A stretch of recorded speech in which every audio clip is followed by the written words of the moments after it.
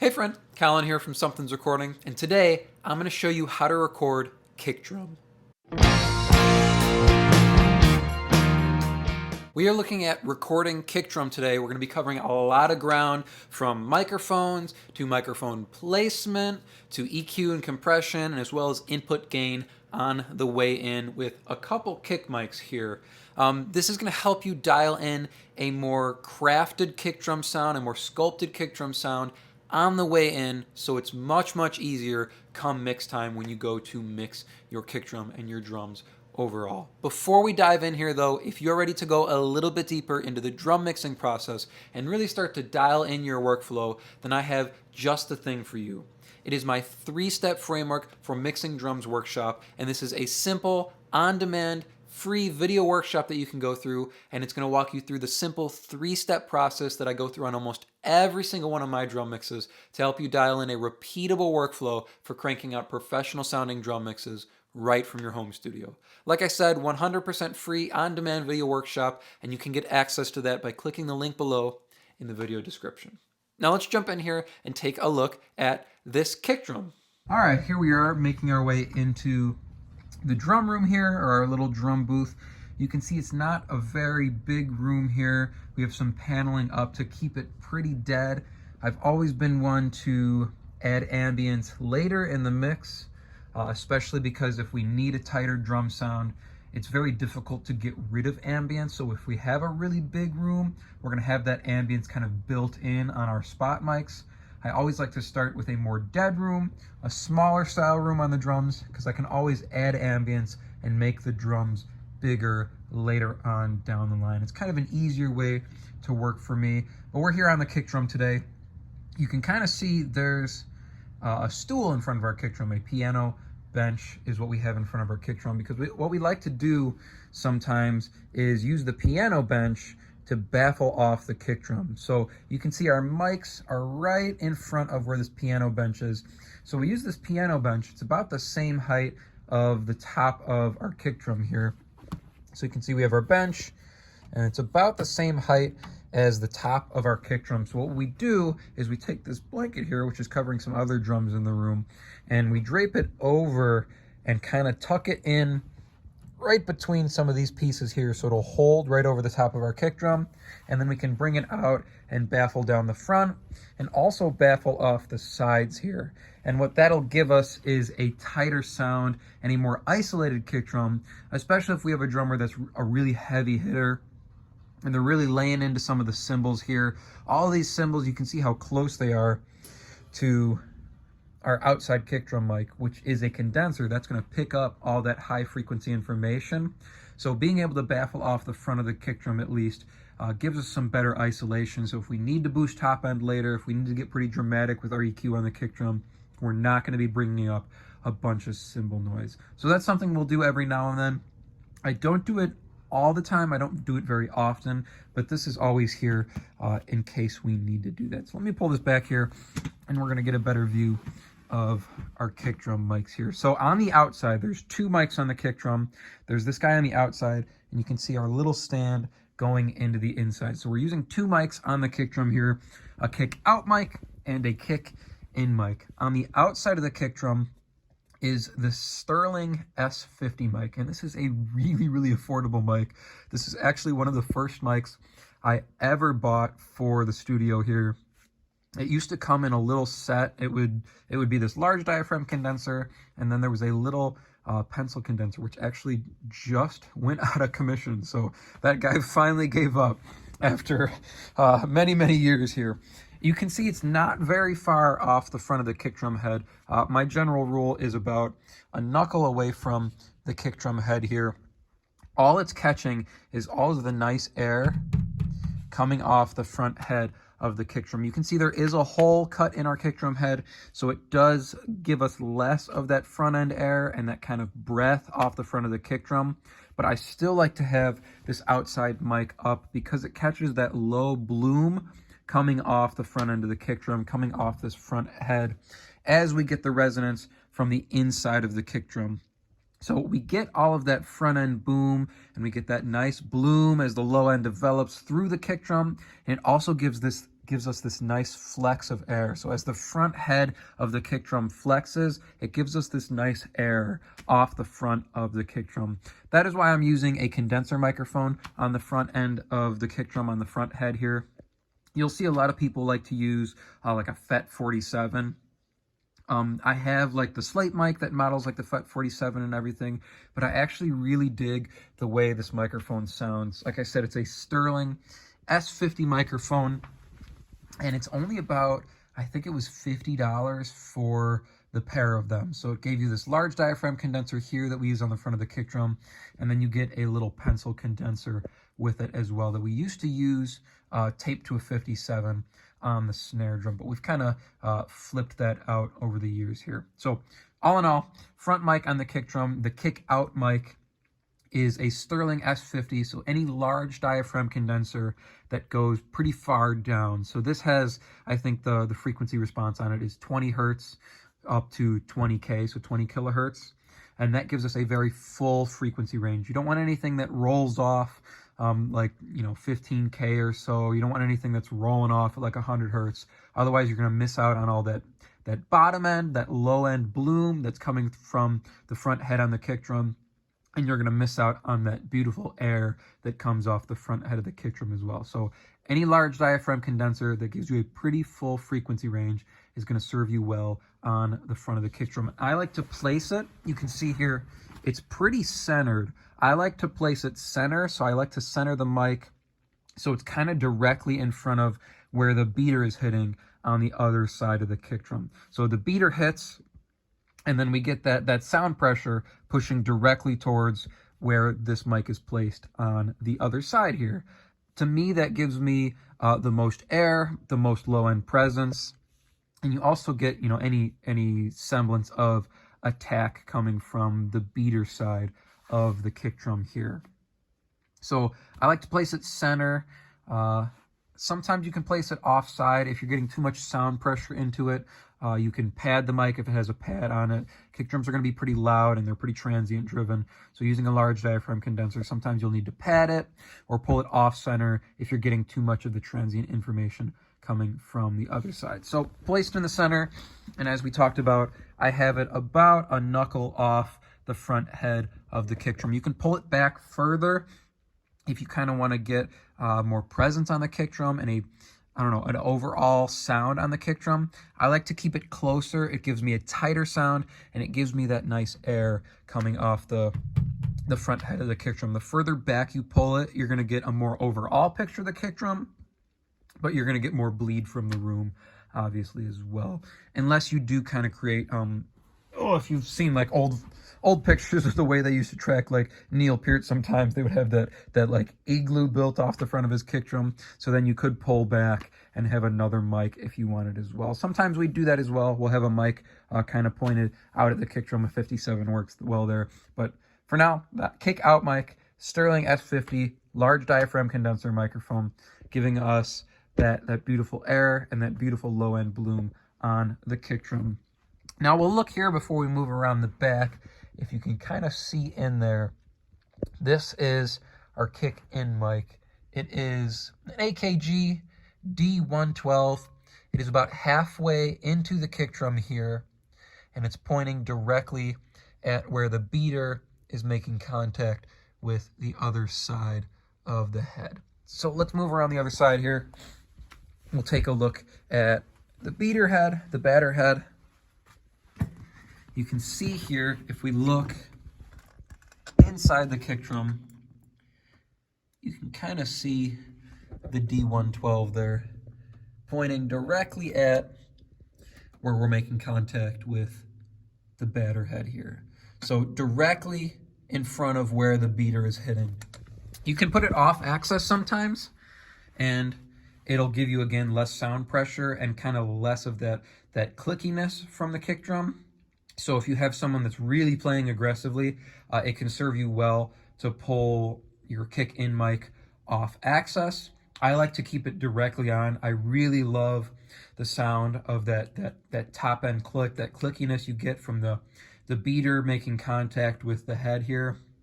And we do have, you can see our little sticker there on the kick drum. So it's not so basketball or not so plasticky sounding when the beater makes contact with the head. It just gives us that top end attack, which sounds really, really nice. And we get some low end punch out of it as well. So about halfway into our kick drum, pointing directly at where the beater is making contact with the head. This is an AKG D112 again. It's a dynamic microphone, so it's not giving us a ton of the bottom end, but it gives us a lot of that nice top end and high mid attack. And I will pick that any day over like a Shure Beta 52. That'll give you more of that bottom end punch, but it doesn't have that top end I want. So from the outside mic here, our kick out mic, that's where I'm getting that low end air and that low end bloom. And then our kick in mic, the AKG D112, that's giving me that nice attack and that nice clickiness of the kick drum here. Now back outside the drum room here, both the kick in and the kick out are coming off this snake here. You can see it tucked back in the corner there. So the kick in, kick out run to this snake. This snake runs out of the drum room and runs up into the back of the board here. So the first 8 or so channels here are all coming from that snake by the drums. And channels 1 and channels 2, that's our kick in and our kick out mic here coming in on the back of the board. XLR. Moving around the front of the board here, let me show you the actual input processing. So coming up on channel 1, this is our kick in mic. No EQ or compression on the way in off the board. I don't print it off the board. I like to print it inside of Studio One and then bounce through it. That way I have a little bit more control over what comes through, and we'll talk about that here in just a second. Preamp gain for the kick in mic, we're at about 14 dB here. That's not supposed to be panned. 14 dB, no high pass filter or anything like that. Again, no EQ. I like to run it just so it's hitting about the -12 or so. It gives me enough headroom that if he really starts to lay into the kick drum, I'm not clipping, I'm not overloading the input here. And if he hits it a little quieter, we're still at a good level that he's not gonna dip down too low and we're gonna have to boost it up and get a ton of bleed or anything like that. So just set your input gain, your preamp gain, till you're hitting somewhere, peaking somewhere around -12 or so. That gives you a healthy amount of headroom. So if he does hit the kick drum harder in the song, you're not going to clip on the way in here. Moving over to channel 2, this is our kick out mic. Again, no EQ or compression on the way in here. We do have phantom power turned on this channel, so our 48 volts. That's powering our condenser microphone here. On the input, you can see our preamp gain is zeroed out. Because this is a condenser microphone and because of where I had it placed, directly in front of where the beater is hitting, so in the center of the drum, we're getting a lot of sound pressure and we're getting a lot of level out of this mic here. So if you do have a condenser microphone with a pad option on it, you may want to pad your kick out mic just so it's not overloading here. But it always works out at 0 here that I'm hitting around the -12 and maybe a little bit over towards the -10 here, but it still gives me plenty of headroom on the kick out mic that if the drummer does lay into the drum harder and they do hit our kick drum harder, that it's not going to clip and it's not going to give me any issues or overload on the way in. All right, here we are inside of the DAW now. We looked at the microphone choices, the microphone placement. We talked about routing. We talked about the input gain of each one. We talked about how we're not doing any EQ and compression on the way in. I like to do that here inside of the DAW. So I'm gonna make these a little bit bigger. We're focusing here on our kick in, and then here's our kick out mic. You can see where they've been leveled on the preamp gain leaves me plenty of headroom above and below, right, that we're not going to clip and it's not too quiet. We can see a little bit of bleed here, but it's not a lot, even though we didn't end up baffling when we tracked this kick drum here. So let's look at the actual EQ and compression settings that I'm running on this kick drum here. So here's our kick in and here's our kick out. Let me play you our finished recorded sound for the kick drum here. So this is both the kick in and the kick out mic for this kit.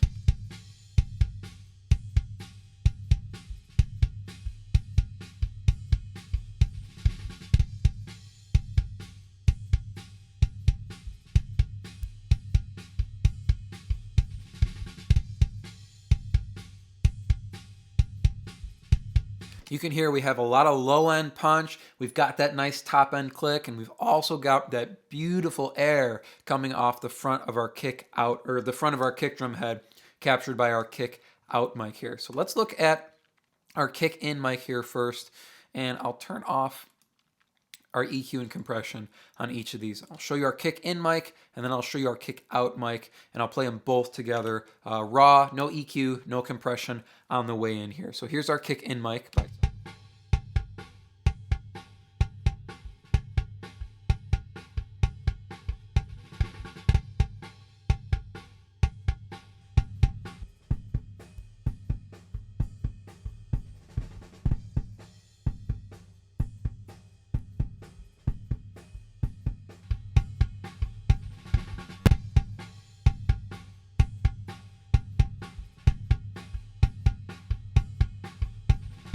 You can hear even raw, even without the EQ and compression processing we're doing here on the channels, we still have a lot of low-end punch coming from these mics. We have that awesome high-mid attack and that top-end attack, and you can hear that beautiful air that we're getting off the front of the kick drum.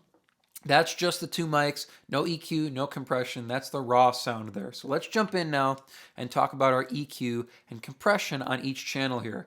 I don't like to do this. I don't like to print it off the board because to me, if I make a mistake there, there's no way of getting back here. Once I can see them inside the DAW, I like to bounce through an EQ and compressor like I'm printing it off the board. This way, if we're breezing through a session, if we're making a lot of decisions really, really fast, I'm not ruining a kick drum by making a quick decision on the EQ and on the compressor. I can do it later, post-session, sit down, listen to the kick drum. Okay, what does this need? It's not printing across a bunch of drums on a session day, and it's not a quick decision that we're not putting thought into. So it helps me keep moving very, very fast and efficiently during the session, and allows me to make a better decision later after the fact when I'm getting into what does this kick drum need to be better prepped for mixing. So here's our kick in mic using just an EQ and a compressor on it. Looking at our EQ first here, I'll turn off our compressor.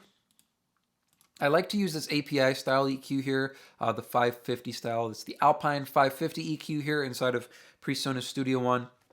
Any EQ is going to do you good on the way in. All we're doing on the kick in mic is I'm pulling out a ton of 800 here. You can see all the way down at -12. We've got a little bump at 50, 2 dB bump at 50 here, and then a 4 dB bump at 7K. So this is emphasizing that top end click that we're getting from the beater on our inside mic. This here is getting rid of all that nasty mid-range that we're getting from a mic being placed inside of a drum. And then a little bump at 50 emphasizes that nice low end punch that we're getting from the beater as well. So take a listen without, and then I'll kick our EQ in. You can hear the difference it makes on the kick in mic.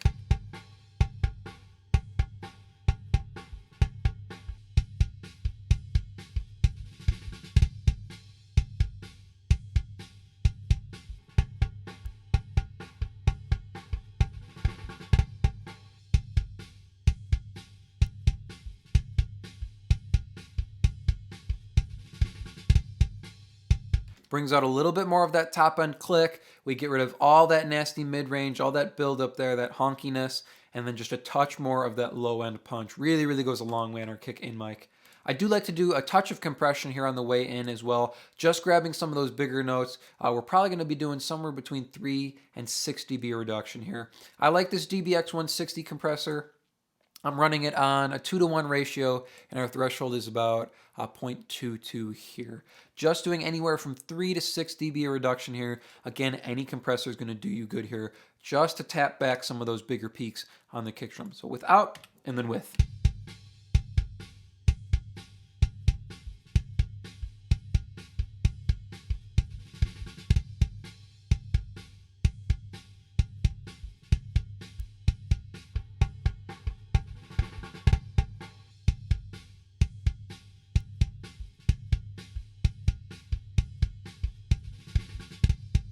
Tightens up our kick drum sound, emphasizes some of that front end attack, and also gives us a more even sounding drum on the way in here. Moving over, we've got our kick out mic. So this is that Sterling S50 on the front head of the kick drum here. Same kind of processing, same idea here, just slightly different frequencies on the front here. Doing that same 2 dB boosted 50, so bringing up some of that low air on the front head. Here we're cutting at 400 hertz though, so we don't have all that nasty mid-range because this mic is outside the drum, but we have some of this low-mid buildup that we're going to get from the front head of our kick drum. So pulling all that 400 hertz out, 12 dB down here, and then another 7K boost here by 4 dB. This is going to bring up some of that nice air that we're getting off the front head of the kick drum here. So take a listen without and then with this EQ.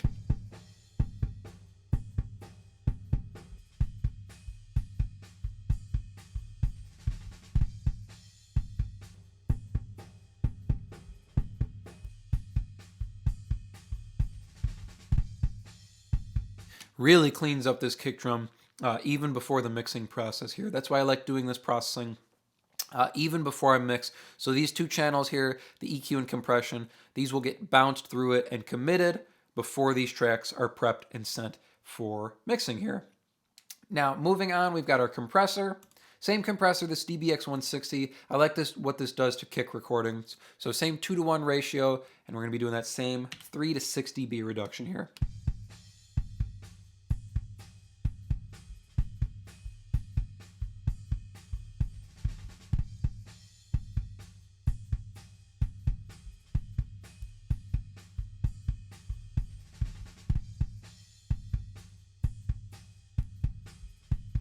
Gives our kick drum some more oomph on the way in here, emphasizes that attack, and again, tightens up our kick drum overall. So here's both our kick in and our kick out mic now, and I'll A/B our processing on the top here.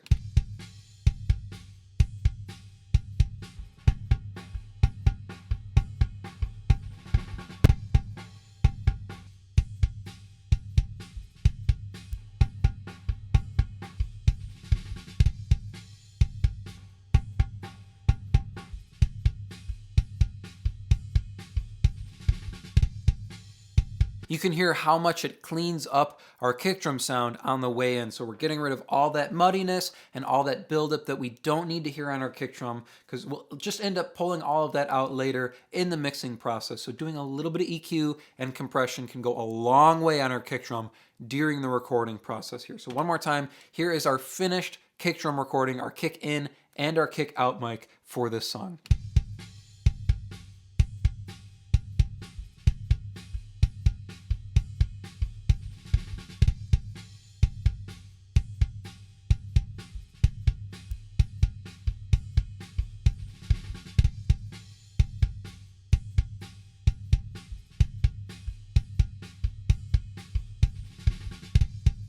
Covered a lot of ground here on recording kick drum. So we've got two mics, kick in and kick out. That's our D112 on the kick in. And then we've got our Sterling S50 large diaphragm condenser on the outside. Those are running into our board here. Just enough gain, so they're sitting at about negative 12 dB on our input here. And then we're using our EQ and compression in the DAW during the recording process just to tighten up the sound before the mixing process.